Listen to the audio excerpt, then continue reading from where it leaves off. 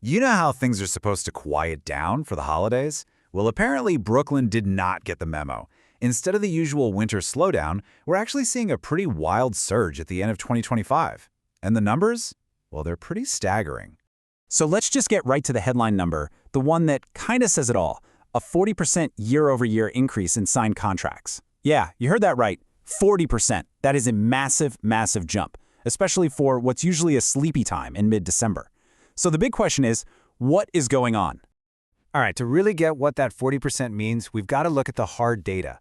So here's a quick snapshot of what happened in just 1 week, from December 13th to the 19th.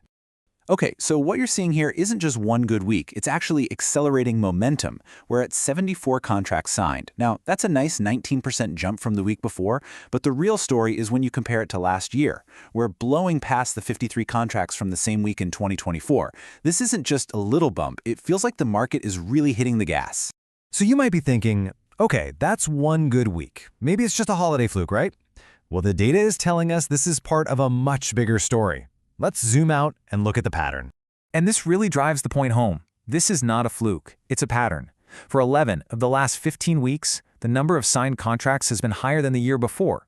So that 40% jump we just saw, that's not an outlier. It's really the peak of a trend that's been building all autumn long. But here's where the story gets a little more complex. See, this surge isn't lifting all boats equally. When you start to break down the market by what kind of property is selling, a really clear divide pops up.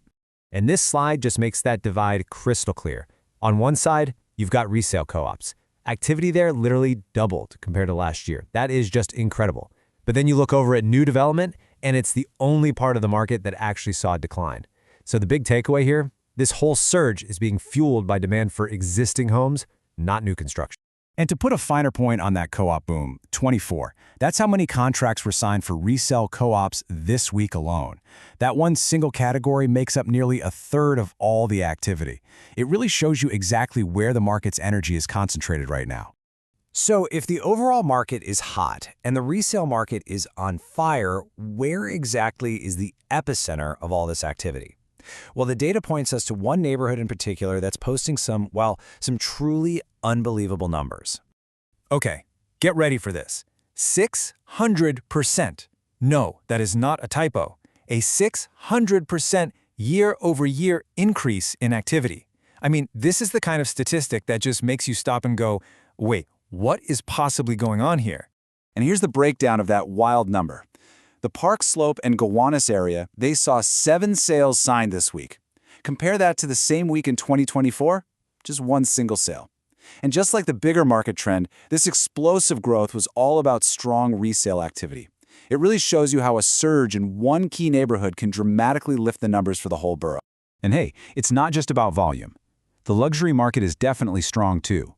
The priciest deal of the week was this stunning 21-foot wide brownstone over in Brooklyn Heights. It's a perfect reminder that while co-ops are driving a lot of the numbers, there's still a huge appetite for these classic high-end Brooklyn homes. Okay, so we've seen a surprisingly strong market. It's being driven by resales, and it's really concentrated in some key neighborhoods. But what does all of this mean as we get ready to head into the new year? This is really the million-dollar question for 2026, isn't it?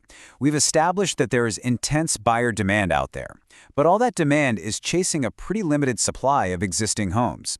So can this pace possibly keep going, or will the lack of inventory finally put the brakes on this whole thing? Well, the answer to that question is coming up pretty soon.